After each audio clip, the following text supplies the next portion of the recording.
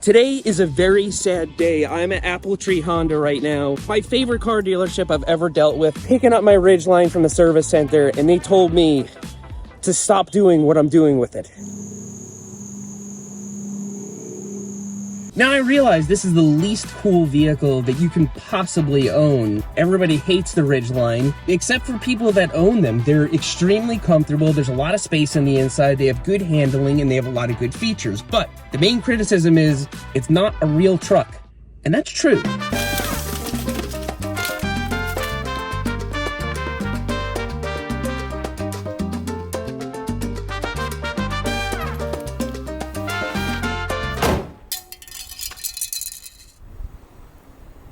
And so I'm about to head down to Atlanta because the replacement for this is pretty hard to get your hands on.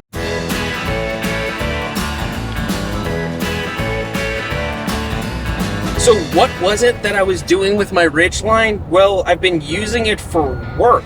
And my thinking was, I'm not using it like a truck, I'm just using it like an SUV with a bed. I'm carrying some wood from Lowe's. I'm doing some very light off-roading, just, you know, dirt roads and stuff. I'm doing very light towing, well within the towing capacity of 5,000 pounds. And the thing is, the Ridgeline can do all of that. It can do it well. It just can't do it every day in a rush at 45-degree angles. And that's what I've been doing. And so now I got this transmission system light on the dashboard, and the dealership said, Seth, it can do what it's designed to do, but it can't do it how you're doing it, and you need a truck. God! Glad I'm not in the new one.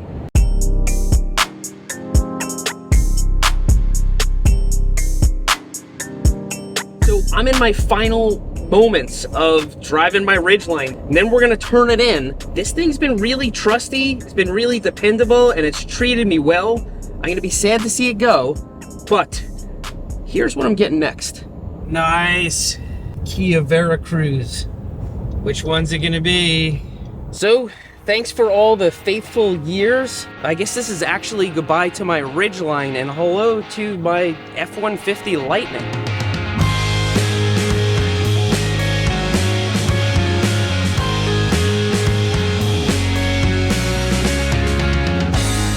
Not gonna lie, pretty nice. This is my second electric truck, the first one being a Power Wheels I had when I was 3. These get about 300 miles of range if they're fully charged, and this one is not. So we just have to hope this makes it home to Asheville. We're 4 hours away. Let's find out. This is hands down the nicest. Turn right on Barrett Lakes Boulevard Northwest. This is the nicest vehicle I've ever driven. Look at the moonroof. Woo! I'm gonna have to turn over a new leaf. No more driving into bushes, backing into chain link fences, throwing stuff into my bed haphazardly. I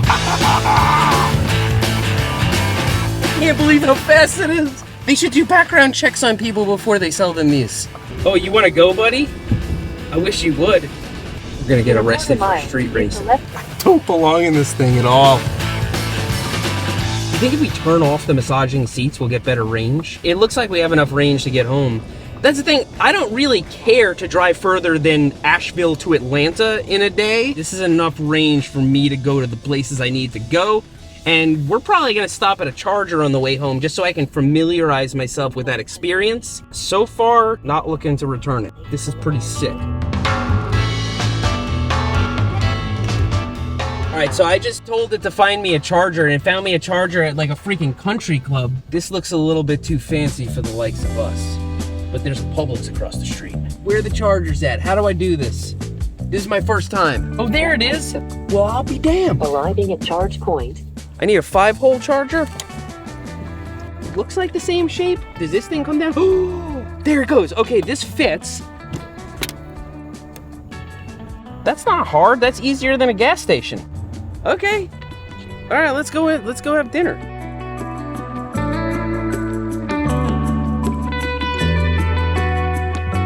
Okay.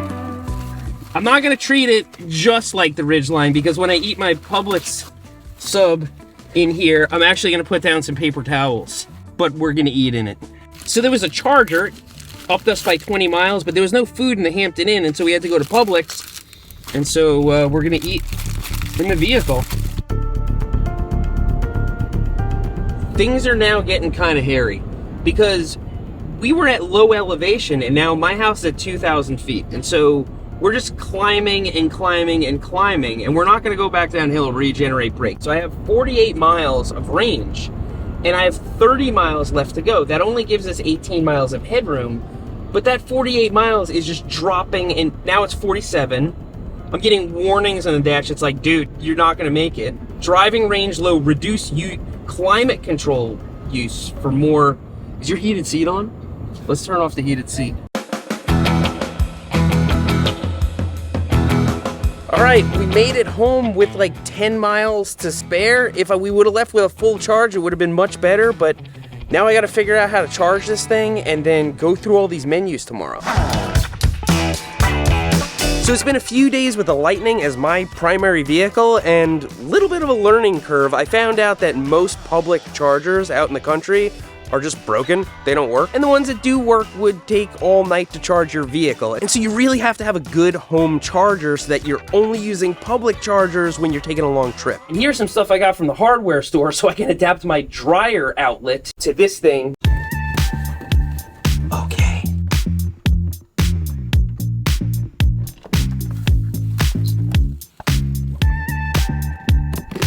I've also had a chance to set the truck up and make it my own. I put a new, larger tailgate pad on it, and it was actually extremely difficult because the power tailgate doesn't let you kind of open it halfway. And everything on this truck is just beeping at you, which is really annoying.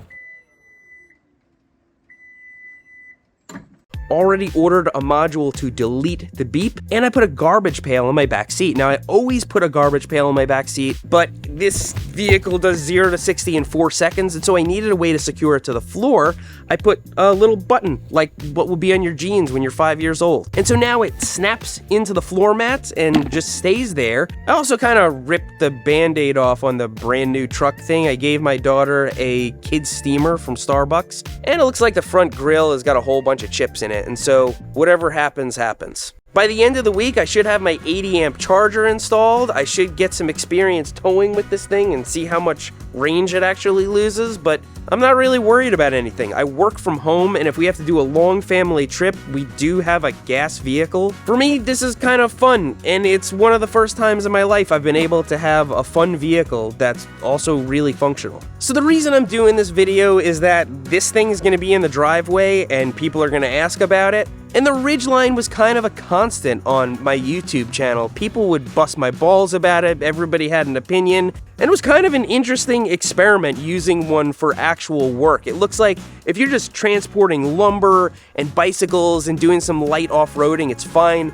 But if you're actually doing a lot of towing up 45-degree angles, even if you tow at the capacity, it's just not built to hold up. This is going to do the job for the short distances I need to tow. So I'm happy to share this moment with you guys. I'm sad to see the Ridgeline go, but happy to see this thing. Maybe after some time elapses, I'll do an update on it and see if it's good for work and mountain biking. But other than that, thanks for riding with me today, and I'll see you next time. I think that what I did with the God, this thing just yells at me constantly. The navigation system's a complete piece of garbage. So I'm gonna bring it back to the dealership and shove it up.